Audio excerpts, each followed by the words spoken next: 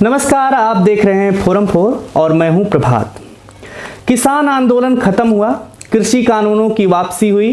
किसानों को ज़्यादा कुछ नहीं मिला, एमएसपी कानून की गारंटी नहीं मिली, लेकिन किसान चले गए हैं। किसानों की बातें आधी से ज़्यादा मान ली गई हैं। लेकिन अब एक खबर सामने आ रही है कि जो सीए को लेकर के आंदोलन हो रहा था शाहीन बाग में, उनको क्या मिला आखिर? उनको कुछ नहीं मिला। उनकी गिरफ्तारियां हुई जो सीए आंदोलन में शरीक थे, और अभी तक कुछ लोग उसमें से जेल में हैं। अब सीए आंदोलन को लेकर के तेज़ी बढ़ रही है।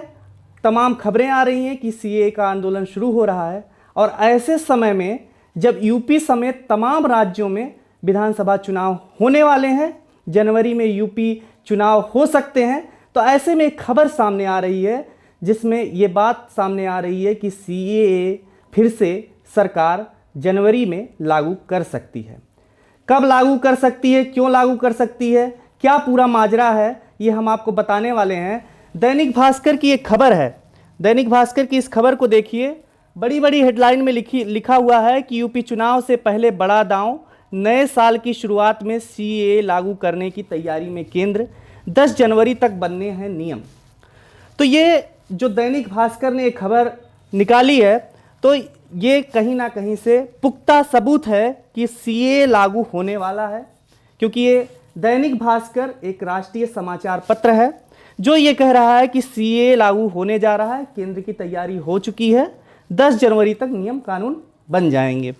अब इसको लेकर के तमाम विवाद सामने आ रहे हैं, तमाम लोग प्रतिक्रिया दे रहे हैं, ट्विटर पर प्रतिक्रिया जम करके लोग दे रहे हैं, इस पर भड़ास भी निकाल रहे हैं, और तमाम लोगों का कहना है, क्या कुछ कहना है वो हम बताएंगे आगे। पहले जान लेते हैं कि दैनिक भास्कर में ये खबर निकाला है, जो दैनिक भास्कर ने, उसमें क्या कुछ कहा है। दैनिक भास्कर लिखता है कि नए साल के पहले सप्ताह में उन शरणार्थियों को नागरिकता संशोधन कानून लागू होने का तोहफा मिल सकता है जो वर्षों से भारत की नागरिकता पाने का इंतजार कर रहे हैं। नागरिकता कानून 2020 संसद से पारित होने के बाद भी 1 साल से अमल में नहीं आ सका है, क्योंकि इसके नियम अभी तक तय नहीं किए जा सके हैं। भास्कर को भरोसेमंद सूत्रों से जानकारी मिली है कि आखिरकार केंद्र ने अब सीएए पर अमल करने का मन बना लिया है। तो ये भरोसेमंद सूत्रों से जानकारी मिली है, इसका मतलब ये हो सकता है कि जनवरी में ये सीएए लागू हो जाए।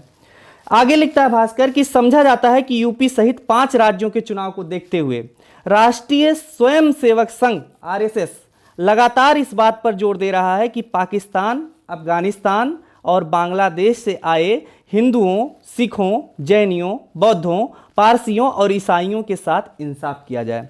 बताते हैं कि सरकार से संघ नेतृत्व का पूरा भरोसा दिलाया गया है कि अब 10 जनवरी की समय सीमा को आगे बढ़ाने का अनुरोध नहीं किया जाएगा, और इससे पहले नियम तय कर सीएए को लागू कर दिया जाएगा। तो आरएसएस के कहने पर सरकार अब ये 10 जनवरी की जो समय सीमा है उसको आगे नहीं ले जा सकती, और इसलिए सीएए को 10 जनवरी के पहले ही लागू कर दिया जाएगा। दैनिक भास्कर ने ये जब लिखा है कि यूपी चुनाव को देखते हुए, इसका मतलब ये है कि यूपी चुनाव जो आने वाला है उसको देखते हुए कहीं ना कहीं भाजपा अपने वोट बैंक को बटोरने की कोशिश कर रही है, और उसी के चक्कर में तमाम विवादित कानून, तमाम चीज़ें लाने की कोशिश करती रहती है। और सरकार, इसमें आगे लिख रहा है दैनिक भास्कर कि सरकार यह कदम ऐसे समय उठाने का मन बना रही है जब उत्तर प्रदेश समेत 5 राज्यों में विधानसभा चुनाव होने हैं। तो उत्तर प्रदेश में भी विधानसभा चुनाव है, और मुस्लिमों की बड़ी आबादी है जो इसका शाहीन बाग में जो विरोध था वो पूरा मुस्लिमों का था, और जिस तरीके से सीए का जो विरोध था अल्पसंख्यक समुदाय के लोगों का था ये विरोध, और उसी को देखते हुए ये उत्तर प्रदेश में कहीं ना कहीं इससे ये एक विरोधाभास जो कानून है इसको लेकर के तमाम हलचल शुरू होने वाली है। मुस्लिम समुदाय का एक वर्ग इस कानून का विरोध करता रहा है, ये दैनिक भास्कर ने खुद लिखा है। दिल्ली के शाहीन बाग में लंबे समय तक आंदोलन भी हुआ था। सीए लागू होने की स्थिति में इस वर्ग की प्रतिक्रिया और इसके सियासी असर पर विश्लेषकों की नज़र रहेगी, ये लिखता है। उसके बाद इसमें आगे लिखा गया है कि नागरिकता अधिनियम 1995 की धारा 2(1) ख में प्रावधान है कि पासपोर्ट, वीजा और अन्य ट्रैवल दस्तावेज के बगैर प्रवासी भारत आते हैं या जिनका पासपोर्ट है या वीज़ा एक्सपायर हो जाता है उन्हें अवैध प्रवासी माना जाएगा। सीए मूल रूप से इस नियम में बदलाव के लिए लाया गया। बांग्लादेश बनने से कुछ समय पहले बड़ी संख्या में हिंदू शरणार्थी भारत आए थे। फिर बांग्लादेश बनने के बाद भी प्रताड़ित अल्पसंख्यक वहां से आते रहे हैं। ऐसे शरणार्थियों की संख्या 2-3 करोड़ से ऊपर है। बांग्लादेश बनने के 50 साल बाद उन्हें न्याय मिल सकेगा, ऐसा दैनिक भास्कर लिख रहा है। और इसके बाद इसमें जो आगे कहा गया दैनिक भास्कर का, वो मुख्य रूप से ये कहा गया है, जिस किसी कानून के नियम 6 माह के भीतर प्रकाशित हो जाने चाहिए ताकि उस कानून पर अमल हो सके। सिटीजनशिप अमेंडमेंट एक्ट यानी सीए संसद से 11 दिसंबर चल रहा है, इसी दिसंबर में 2019 को पारित हुआ था और यह अधिनियम 10 जनवरी 2020 को लागू हो गया था। लेकिन इसके नियम अभी तक तय नहीं किए गए। नियम तय करने के लिए केंद्र सरकार ने अक्टूबर 2020, फरवरी 2021 और मई 2021 में संसद की सबऑर्डिनेट लेजिस्लेशन कमेटियों से एक्सटेंशन मांगे, इसको विस्तार करने के लिए मांगा, इसके लिए समय मांगा। अब सरकार के सामने 10 जनवरी 2022 की डेडलाइन है और इसी डेडलाइन के अंदर ही ये सारी चीज़ लागू करने की तैयारी हो रही है। माना जा रहा है केंद्र अब एक्सटेंशन नहीं मांगेगा, क्योंकि एक्सटेंशन कई 3 बार ले चुकी है केंद्र सरकार। तो ये जो दैनिक भास्कर आगे इसमें लिख रहा है हालांकि कि 10 राज्य नेशनल रजिस्टर ऑफ सिटीजनशिप के विरोध में प्रस्ताव पारित कर चुकी हैं, यानी कि एनआरसी के विरोध में 10 राज्य पहले ही प्रस्ताव पारित कर चुकी हैं। लेकिन उनमें से किसी राज्य का सीधा विरोध सीए को लेकर के नहीं है, सीए को लेकर के नहीं है, एनआरसी को लेकर के है। लेकिन ये दैनिक भास्कर लिख रहा है हालांकि सीए का विरोध अब शुरू हो चुका है। और आपने देखा था, अगर बयानों को सुनेंगे भाजपा के तमाम मंत्रियों को और केंद्र सरकार के मंत्रियों को, गृह मंत्री खुद अमित शाह ने एक क्रोनोलॉजी दिया था, आपको याद होगा। उस क्रोनोलॉजी में कहा था कि पहले सीए आएगा फिर एनआरसी आएगा। तो इस तरह से अगर सीए लागू हो जाता है तो फिर एनआरसी आने के संकेत मिलते हैं। हालांकि प्रधानमंत्री नरेंद्र मोदी ने और नित्यानंद राय ने संसद में समय समय पर कहा है कि अभी एनआरसी लाने की तैयारी नहीं है, क्योंकि उस समय विवाद काफी बढ़ चुका था और इस पर अपनी सफाई सरकार को देनी पड़ी थी और इसी लिए ये ऐसी बातें कही जा रही हैं। लेकिन जो जिस तरीके से खबर है, ये कहीं ना कहीं आने वाले चुनाव को देखते हुए एक बहुत बड़ा जो है बवाल इस पर होने वाला है। और इसीलिए आप देख सकते हैं कि इस दैनिक भास्कर की खबर है, ट्विटर पर तमाम लोग प्रतिक्रिया दे रहे हैं इसको लेकर के, जिसमें से आप देख सकते हैं ये विभीषण नाम का ट्विटर यूजर है जो लिखा हुआ है, यह तमाशा तो होना ही था। 2024 लोकसभा से पहले एनआरसी लाएंगे, टैक्स देते रहिए, बीजेपी ऐश करती रहेगी। यानी कि 2024 का जो लोकसभा चुनाव है, ऐसा ये मानते हैं कि एनआरसी इसके पहले आएगा और ये मुद्दा प्रधानमंत्री नरेंद्र मोदी का जब चुनाव लड़ेंगे उस समय पर यह मुद्दा बनकर के उभरेगा। अभी सीए का मुद्दा है, आगे एनआरसी का होगा। तो क्रोनोलॉजी की बात कहीं ना कहीं सामने आ रही है। ऋषि यादव लिखते हैं बिल्कुल पहले ही हो जाता और अच्छा होता, ये समर्थन कर रहे हैं इस बिल का। उसके बाद एक यूजर हैं यासार, वो लिख रहे हैं आंदोलन की भी पूरी तैयारी है।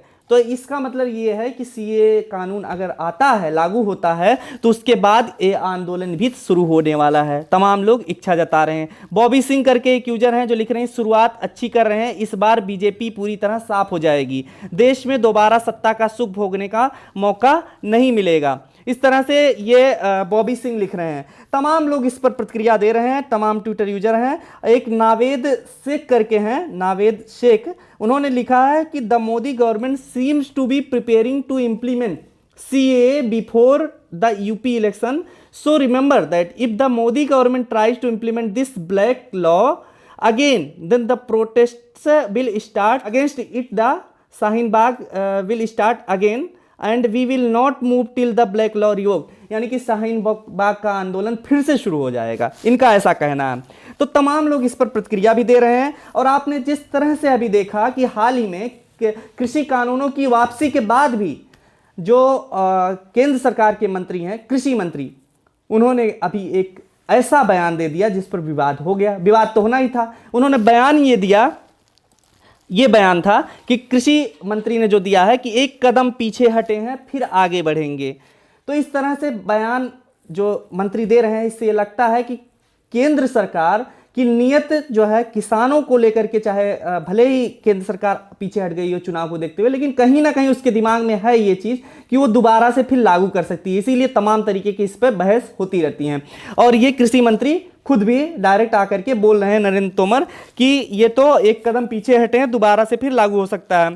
तो इस तरह से आप देख रहे हैं। हालांकि इसके बाद सफाई दी नरेंद्र तोमर ने कि हमने कहा है कि ये कृषि कानून जो थे वो किसानों के हित में थे और किसानों के हित में कानून सदा बीजेपी सरकार लाती रहेगी, ऐसा उन्होंने सफाई दिया है। लेकिन ये सब तमाम तरीके के सवाल खड़े करते हैं कि केंद्र सरकार की मंशा क्या है। आखिर वो चाहती है कहीं ना कहीं इसी तरीके से लोगों में एक मुद्दा बना रहे, विवाद चलता रहे। इसीलिए कृषि कानून की वापसी के बाद भी ऐसा मसला ऐसा सामने आ रहा है कि बार बार ऐसी बयानबाजियां हो रही हैं कि फिर से लागू हो सकता है कृषि कानून। ये तो रहा कृषि कानून जिस पर सरकार पीछे हटी है, और जिस पर सरकार पूरी तरह पीछे ही नहीं हटी है वो सीए का आंदोलन। तो उसमें साफ तौर पर देखा जा सकता है कि सीए का जो आंदोलन है, जो शाहीन बाग का आंदोलन है, सीए के विरोध में जो आंदोलन है, वो कहीं ना कहीं उसको खड़ा करने की एक पृष्ठभूमि रची जा रही है कि फिर से हिंदू मुस्लिम किया जा सके। और इस तरह से उत्तर प्रदेश का चुनाव या फिर तमाम चुनाव पर इस मुद्दे पर बात हो, और कहीं ना कहीं इन मुद्दों पर बात हो। विकास के तो जो अन्य तमाम मुद्दे हैं, चाहे वो सड़कें हों, चाहे वो महिला सुरक्षा की बात हो, चाहे वो तमाम रोजगार शिक्षा की बात हो, स्वास्थ्य बुनियादी सुविधाओं की बात हो, तो उन पर बात ना हो। इन सब मुद्दों में आदमी फंस जाया करके, इसीलिए मंदिर मस्जिद की बात हुई और तमाम इशूज पर अब बात होने लगी है।